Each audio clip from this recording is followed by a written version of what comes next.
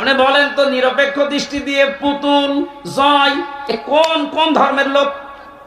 আপনি আন্দাজে কি বলবেন বলেন? এই নামগুলো শুনলে কি বোঝা যায় যে কি কি নামের? আরে জেনারেল শিক্ষিত বলেন, আর জেনারেল কিছু জানে না। জেনারেল জিয়া জেনারেল ছিল না? তার ছেলের নাম দেখেছেন তারেক রহমান বা তারেক জিয়া, আরাফাত রহমান। কি নামগুলো কত সুন্দর, ইসলামের সাথে মিল করে রেখে দিয়েছে।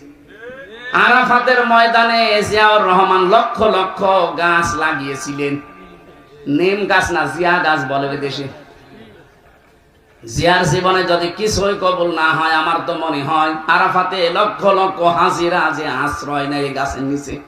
আমি নিচেও ছিলাম। কত মানুষ অন্তত মনের অশান্তি দোয়া করছে, আল্লাহ এই যে ছায়ার ব্যবস্থা যিনি করে দিলেন বাংলার জমিন থেকে এসে, তাকে তুমি শান্তি দিও। হাজিদের দোয়া আরাফাতের ময়দানে কবুল হবে না?